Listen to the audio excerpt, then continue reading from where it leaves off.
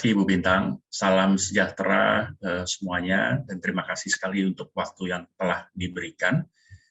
Untuk menghemat waktu, saya akan langsung memberikan paparan.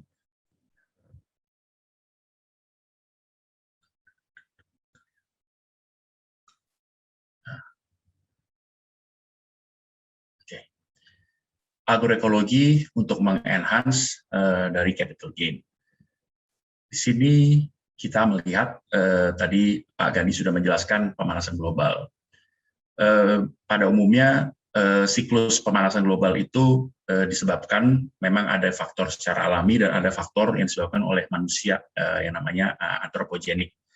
Dan di sini misalnya daripada kerusakan hutan, ya, merusak hutan, penebangan pohon, melepaskan banyak gas-gas rumah kaca, pemakaian daripada pupuk-pupuk kimia sintetik seperti urea mengeluarkan gas rumah kaca N2O.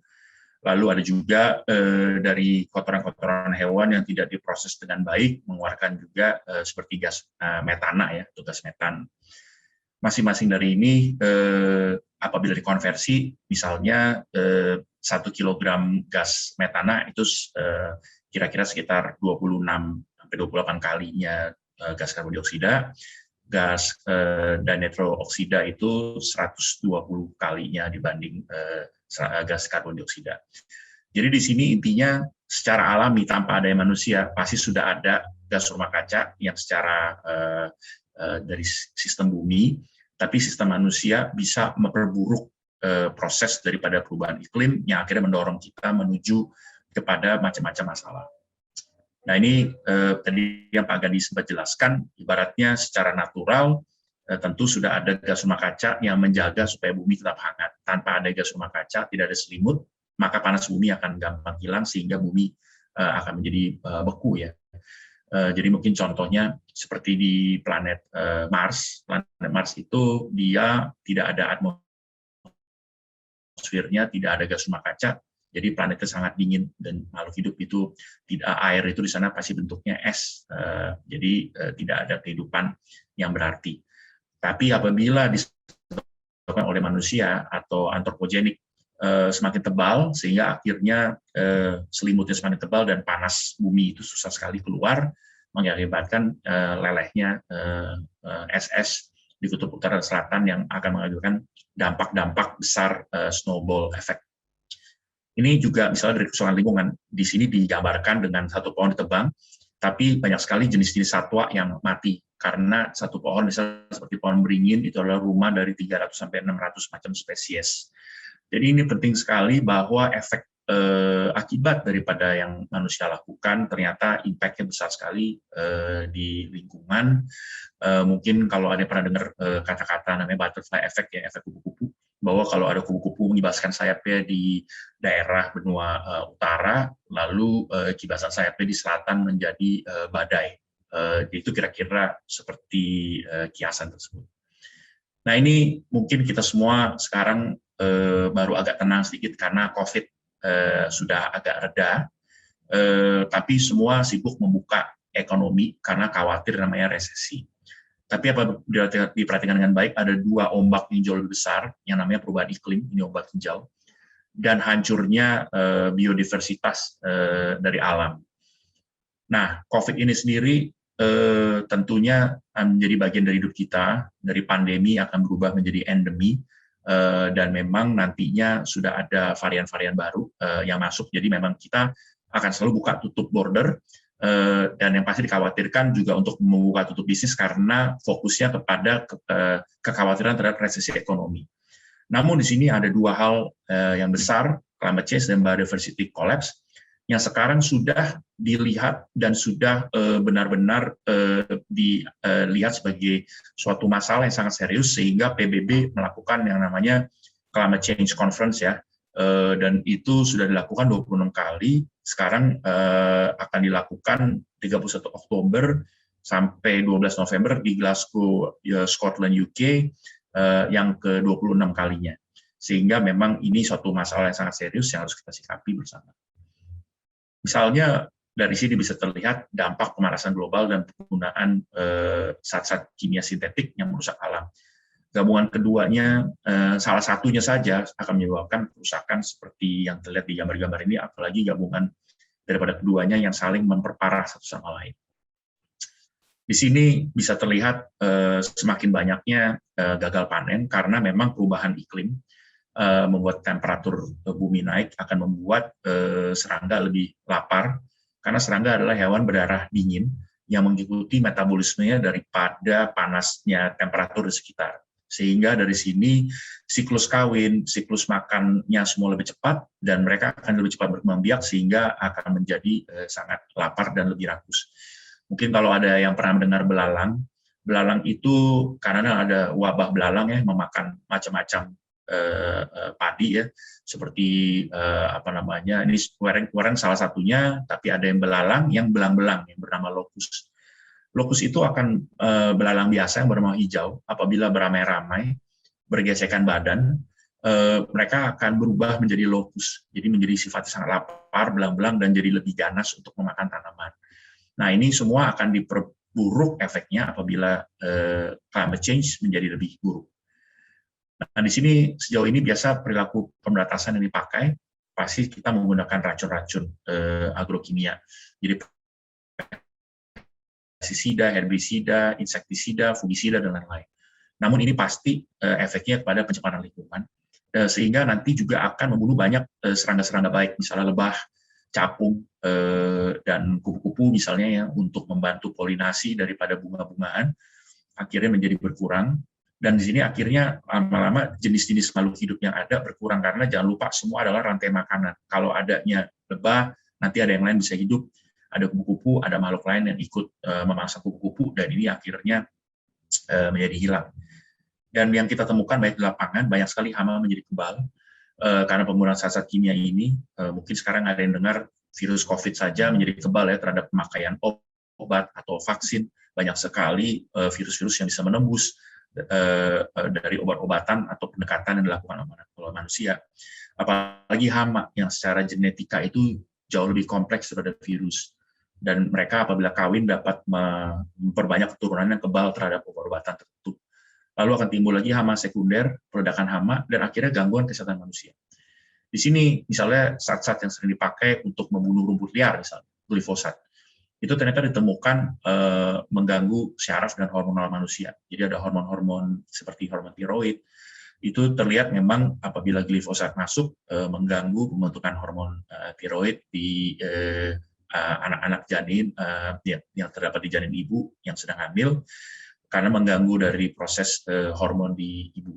Akhirnya anak-anak ditemukan bisa berefek kepada gangguan syaraf, dan mungkin sekarang terlihat banyak sekali naiknya kasus anak berkebutuhan khusus di manapun juga. Contoh anak berkebutuhan khusus misalnya seperti autisme.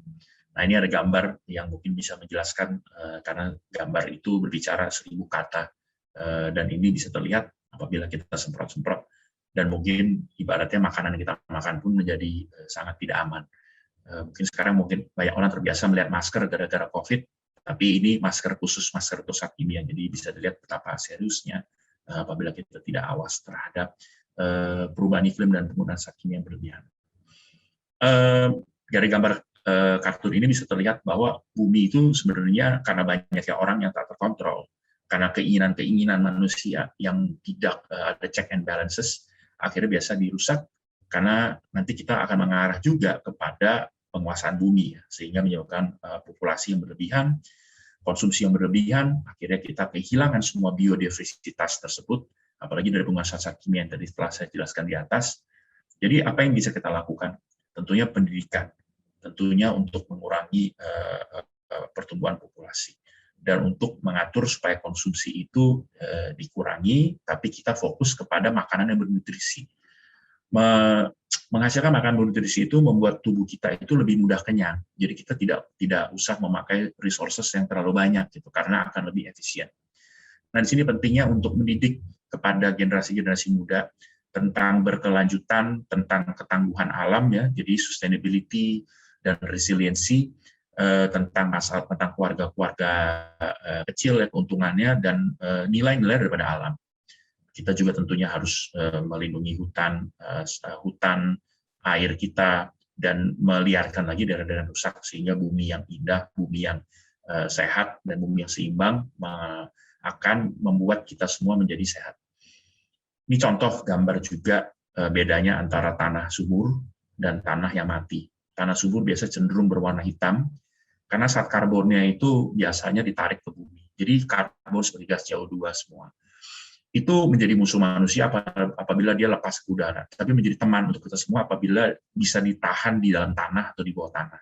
Dan ini akan membuat lebih banyak kehidupan yang dapat dijaga, sehingga menunjang kehidupan kompleks yang hidup di atas tanah.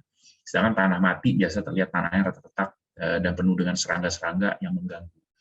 Jadi di tanah-tanah yang hidup sehat itu biasanya penuh dengan cacing, penuh dengan mulsa-mulsa rumput mati, dan lain-lain. Nah, ini semua malah baik, ya, seperti alang-alang dan lain-lain, itu pertanda malah baik. Mikroorganisme seperti cacing dan lain-lain, dan juga tanaman-tanaman penutup kacang-kacangan atau istilah cover crops. Sedangkan tanah yang mati biasa retak-retak kering, penuh dengan erosi. Biasanya apabila diambil sampel itu penuh dengan residu zat-zat kimia yang berbahaya, dan biasanya penuh dengan serangga-serangga yang mengganggu seperti lokus, kuareng, dan lain-lain. Nah, ini di sini penting sekali untuk kita memperkuat kekuatan tanah. Jadi tadi gambar ini lagi menunjukkan bahwa salah satu faktor seperti perubahan iklim dan penggunaan zat agrokimia yang berlebihan atau kombinasi dari kedua yang bisa menyebabkan hal-hal kerusakan lingkungan. Ini dari jurnal, ya, sudah dipublikasi 2017. Jadi datanya pun sudah beberapa tahun lalu. Namun dari 2017 itu cukup alarming, ya, mengkhawatirkan, karena mendekati 80 juta tanah di Indonesia yang rusak, dan sebagian besarnya adalah justru rusak kritis sebanyak 50 juta. Di sini ada pecahan-pecahan dari provinsi-provinsinya, dan mungkin sekarang sudah ada perubahan angka. Mungkin kalau kita tidak awas malah angkanya sudah naik. Di sini bisa terlihat dari beberapa tanaman-tanaman pokok untuk makanan seperti jagung, kedelai, kacang tanah, dan kacang hijau sebagai contoh. Bisa terlihat di sini bahwa ada pengurangan produktivitas di tanaman-tanaman ini.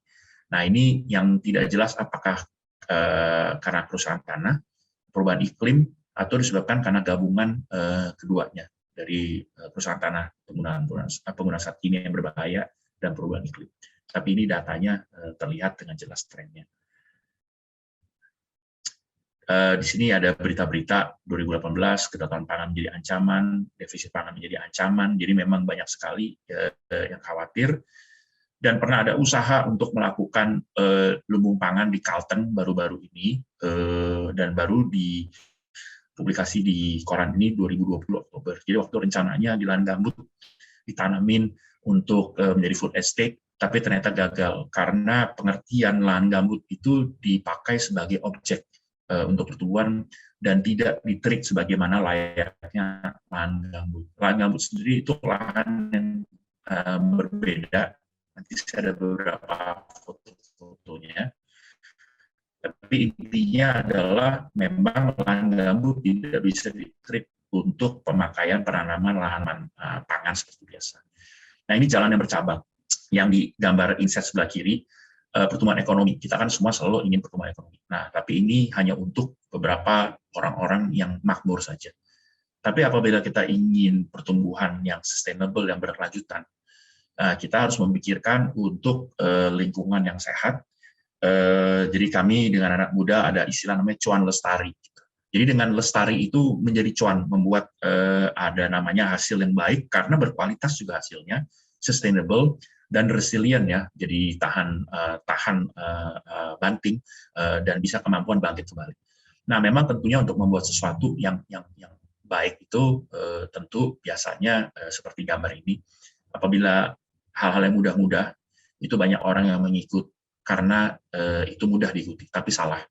Tapi apabila kita ingin melakukan hal yang baik dan benar, itu sangat ribet dan kompleks. Tapi ini adalah kenyataannya. Apabila kita semua mengikuti jalanan kiri, kita semua manusia akan menuju ke arah jurang. Tapi kalau kita mau berusaha mengikuti yang kompleks tapi benar, kita akan menuju jalan yang baik dan jalan yang sustainable. Di sini ada sedikit gambar menunjukkan tentang manusia-manusia. Di kuadran kanan atas, apabila kita ingin memberikan keuntungan bagi orang dan keuntungan bagi diri sendiri, kita adalah orang-orang yang cerdas. Tapi apabila kita ingin menguntungkan orang lain, tapi kita merugikan diri sendiri, kita orang yang helpless, ya, jadi tak berdaya. Tapi apabila kita merugikan orang lain, merugikan diri kita, merugikan lingkungan misalnya, kita adalah orang-orang bodoh. Namun yang harus hati-hati, jangan sampai kita menjadi penjahat. Penjahat ini definisi adalah menguntungkan untuk diri kita sendiri, tapi merugikan untuk orang lain dan lingkungan. Dan ini sekarang karena banyaknya virus COVID dan lain-lain, ini karena ada banyak sekali hubungan-hubungannya. Nah ini misalnya kita lihat juga, kalau saya mulai dulu dari kiri, sebelah kiri atas, penggunaan konsumsi yang yang sangat banyak dan tidak dikontrol, dan juga kita memakai resource intensif ya, jadinya memakai semua resources tanpa dikontrol, mengakibatkan kerusakan lingkungan yang luar biasa parah. Tapi apabila kita konsumsinya besar, tapi secara resources masih kita kontrol, ini ada istilah namanya survival of the richest, hanya yang kaya saja yang bisa hidup. Yang paling menarik, kalau kita dengan konektivitas yang rendah, resource-nya tidak begitu intensif, tapi mulai untuk sustainability mengarahnya, maka kita menjadikan local is the new global. Jadi yang kami coba set sekarang di daerah-daerah itu adalah setiap daerah itu menjadi secara lokal menjadi kuat dulu. Lalu nantinya idealnya disambungkan di atas dengan open source sustainability. Jadi sekarang dengan komunikasi, dengan teknologi, dan lain-lain. Tapi harus mengarah kepada, sekali lagi, menjaga lingkungan bersama-sama. Nah ini mungkin kalau dari diagram Venn ini bisa terlihat, yang merah adalah tentang planet, yang biru adalah tentang prosperity, ya, ekonomi, masalah ekonomi, yang kuning adalah tentang orang-orang, people. Dan ini apabila bersinggungan semua diagram Venn-nya, apabila kita lakukan dengan benar melalui land ethics, moral ekonomi, dan conservation philosophy, akan mendapatkan yang namanya sustainability. Nah, ini penting di sini. Agroekologi itu untuk capital gain. Itu gunanya apa? Apabila kita membangun agroekologi dengan benar, maka yang pasti nomor satu yang kita bisa bangun adalah nature capital. Jadi adalah modal alam kita bisa bangun. Dengan modal alam yang kita bisa bangun itu, manusia akan terbangun dengan baik sebagai makhluk yang tumbuh di atasnya, hubungan sosial dengan manusia menjadi baik, kita bisa membangun juga build capital, jadi membangun bangunan-bangunan, teknologi kita bisa lahir daripada sosial dan budaya yang baik, dan kultur kapital kita secara kultural itu menguat, sehingga di sini akan menghasilkan ekonomi yang akan mengarah kepada pembentukan kapital keuangan dan juga menstabilkan secara politik. Jadi ini urutannya yang jelas itu pertama kali mesti dibangun adalah nature capital, lalu akan mengarah kepada makhluk-makhluk lainnya sampai terjadi bentuk ekonomi yang stabil dan politik yang stabil. Ini misalnya sedikit definisinya daripada kapital tersebut. Modal ya, jadi modal natural definisinya adalah alam dan lain-lain. Lalu indikatornya apa gitu? Indikatornya seperti kualitas dari air, tanah, natural resources, biodiversity. Terus bagaimana kontribusi kepada resiliensi ya, kepada ketahanan tersebut. Jadi misalnya dia bisa menjaga macam-macam kehidupan, menjaga livelihood dari makhluk yang ada di atasnya, menjaga, memproteksi terhadap bahaya-bahaya dan racun. Misalnya kayak tanahnya itu semakin subur, itu bisa mengikat logam-logam berat, bisa membantu menghancurkan racun-racun dalam tanah. Itu contohnya. Jadi tanah itu harus dibuat subur, itu tidak bisa ditawar-tawar, begitu. Dan juga itu akan menjaga air bersih. Tanah yang subur yang baik itu punya kemampuan untuk membantu memfiltrasi air karena akar-akar tanaman itu bisa seperti filter juga, jadi bisa menghasilkan mata air dan bisa memfilter air-air yang tidak baik. Contoh, misalnya lahan ini ya, mangrove bakau, itu kan air asin. Apabila tanaman bakau hidup di sekitarnya, maka di daerah tengah pulau biasa air tawar, karena air garam pun bisa difilter menjadi air tawar. Nah ini manusia, human, penting sekali untuk dihargain. Secara definisi kita mengerti ya bahwa kita manusia itu harus berinteraksi dan hidup dengan baik, dan secara indikator itu kita bisa lihat dari populasi kita, tingkat pendidikan, tingkat kesehatan kita, itu indikator-indikator yang bisa kita nilai berapa besarnya human capital kita. Dari sini semakin tingginya kemampuan kita berpikir, semakin kita lebih risk averse ya, lebih menyadari tentang resiko, dan udah gitu bisa lebih memberikan implementasi untuk risk reduction, pendidikan dan lain-lain. Jadi ini penting sekali untuk fokus kepada baiknya semua manusia yang ada di bumi.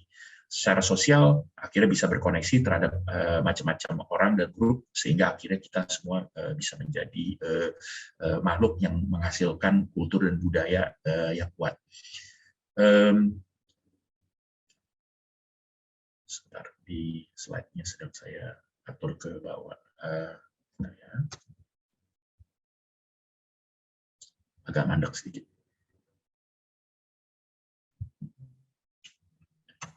Saya stop share sebentar. Sebentar ya.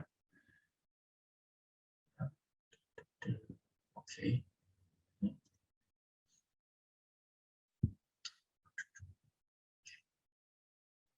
Oke, saya share lagi.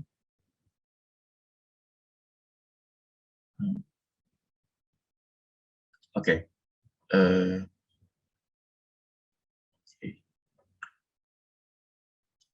Ya, dari sini kita bisa melihat financial, dari saya jelaskan, saya langsung aja ke financial, betapa pentingnya nanti akhirnya untuk membangun financial yang berkelanjutan, sehingga kita semua bisa menabung, bisa menginvest, dan lain-lain, dan dapat menggunakan, menciptakan lagi human capital yang baik. Jadi polanya adalah uang bukan menjadi tujuan, tapi uang menjadi suatu alat. Nah, ini menurut UN dibagi-bagi pecah menjadi Sustainable Development Goals, SDGs. Ada 17 poin di sini, dan di sini dikelompokkan lagi menjadi seperti nasi tumpeng. Jadi bagian paling bawah yang paling penting adalah nomor 15, 14, 6, dan 13, itu membentuk alam atau biosphere. Di lingkungan dan alam yang baik, itu akan membentuk society yang baik, lalu akan melahirkan ekonomi yang baik, sehingga akhirnya tercapai semua dari naiknya capital atau modal tersebut.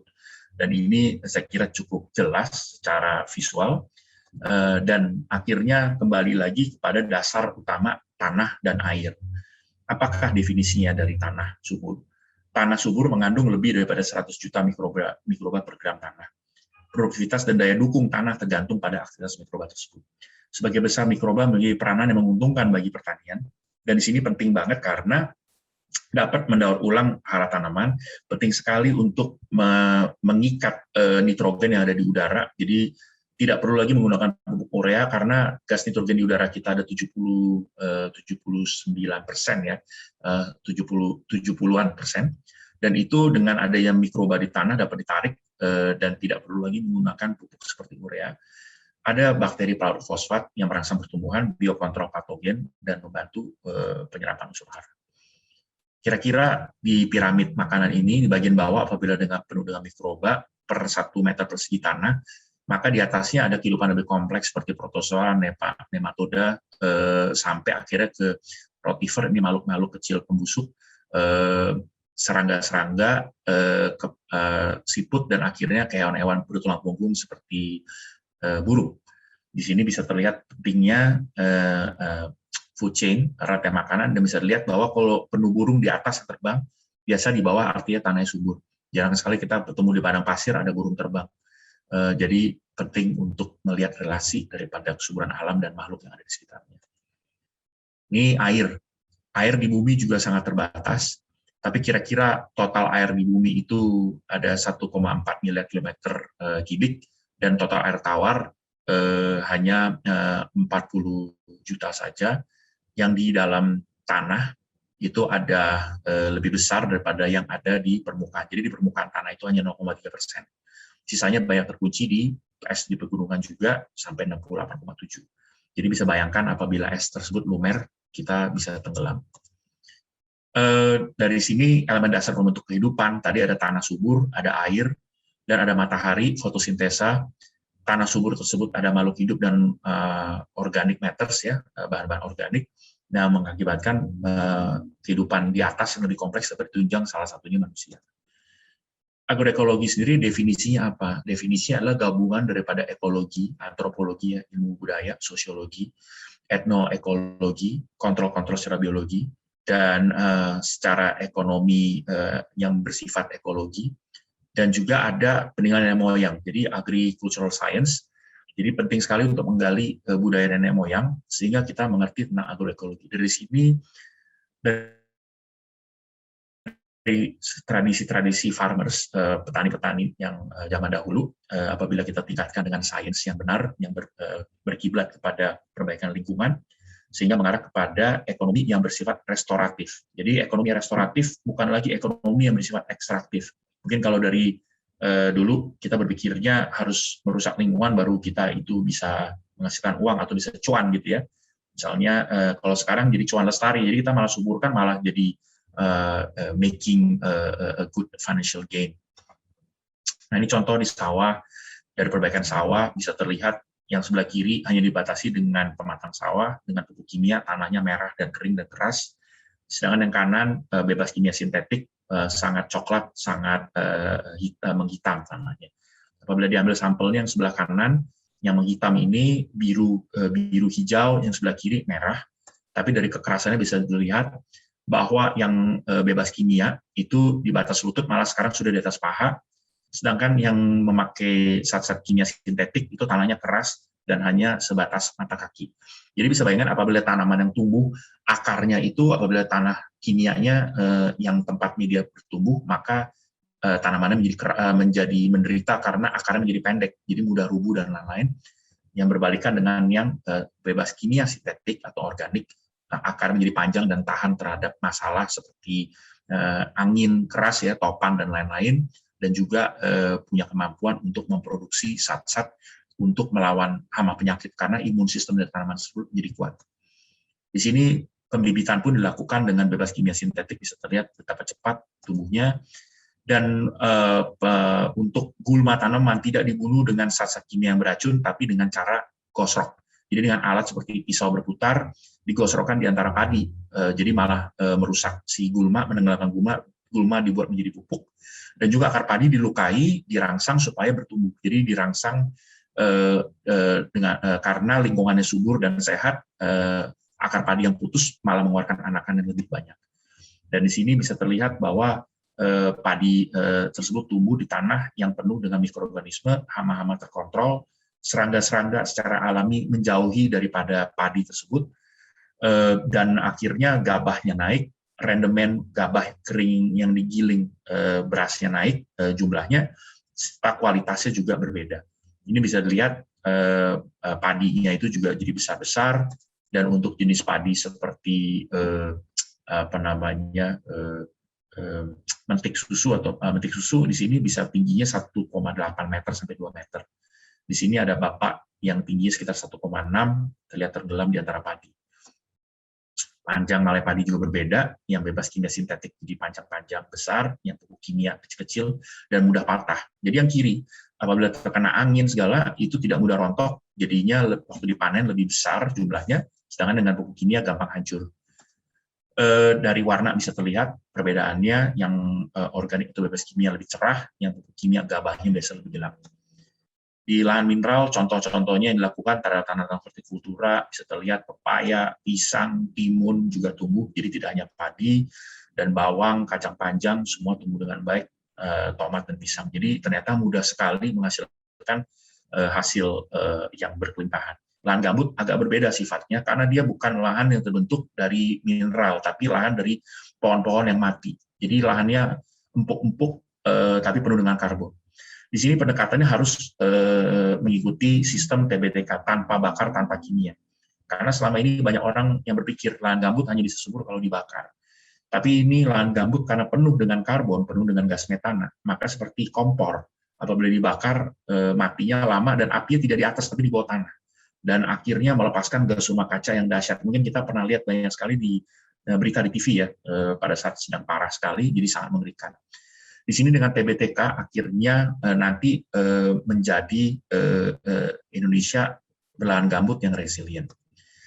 Nah ini saya waktu itu sedang datang ke lahan gambut melihat sendiri bagaimana, dan itu memang lahannya kalau diinjak itu empuk seperti pegas. Dan di sini benar-benar dilakukan, diberikan mulsa, diberikan mikroorganisme yang tepat di lahan gambut tipis. Jadi gambut tebal itu tidak boleh ditanami.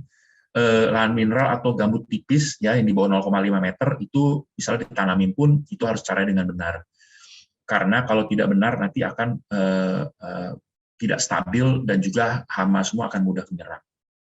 Di sini bisa terlihat lahan gambut petani bisa menumbuhkan hasil bumi dengan baik, dibimbing oleh Pak Gandhi. Pak Gandhi sendiri sering sekali ke Kalimantan untuk membimbing, dan hasilnya berkelimpahan. Jadi cabai dan lain-lain, itu hasilnya banyak. Ini lahan Bapak ini misalnya ada 25 hektar, tapi beliau rasa hanya pakai 2 hektar saja cukup, karena berkelebihan, sisanya tidak perlu ditanami, biarkan tanaman liar.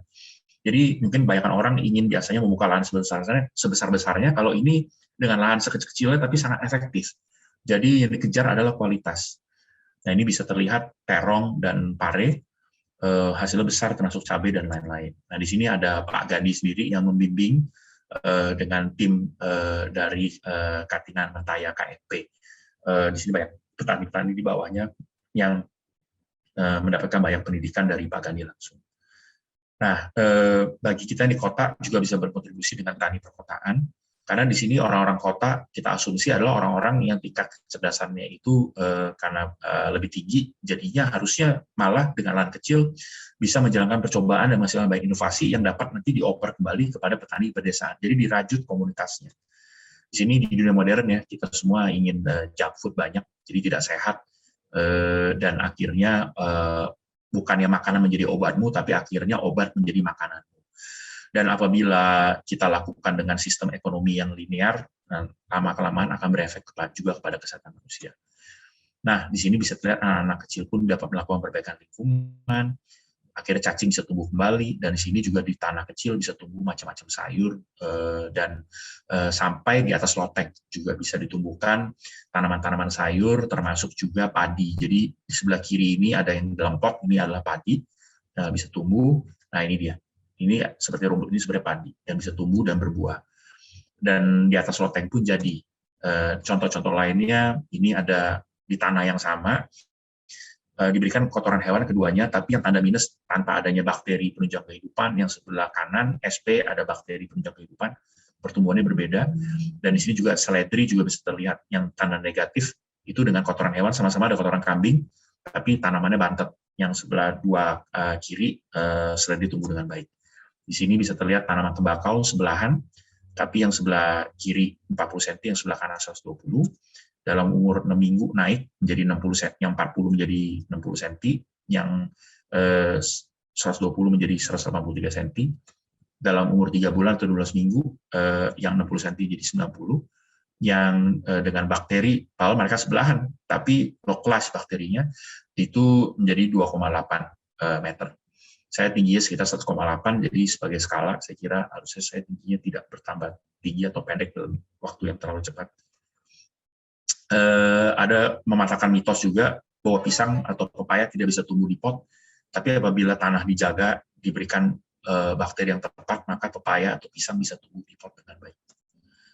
Nah, ini bisa dilihat mikroba tanah membantu pertumbuhan tanaman asupan yang lebih baik, dan bagaimana mikroba dapat membantu untuk memberikan makan dunia. Dan juga bahwa pertanian organik dapat mengembalikan karbon yang ada di udara kembali dalam tanah. Jadi ini ada yang menarik dari tikus tanah ini, karena kita bicara banyak tanah, saya bicara dengan tikus tanah. Ini yang kotak itu tuh sebenarnya toilet, gitu. Tikus tanahnya marah gitu, karena yang satu bilang, saya tidak peduli apabila berjalan lurus itu lebih cepat, lain kali kita lewat jalan memutar saja gitu, karena menggali di bawah tanah, lalu terkena kecelakaan dari atasnya. Jadi ini bukannya ekosistem, manusia bukan berada di atas, tapi manusia adalah bagian dari ekosistem. Dan penting di sini untuk definisi lagi daripada normal yang sebelumnya, COVID ini sekarang yang kita alami, dan mungkin di masa depan adalah kita justru bukan balik lagi kepada normal yang kita kenal, tapi malah kita pakai sebagai kesempatan maju untuk membuat normal yang baru. Jadi memperkuat society, memperkuat daripada energi terbarukan dan lain-lain, sehingga semua capital gain tadi membentuk restoratif ekonomi dapat terbentuk dengan baik.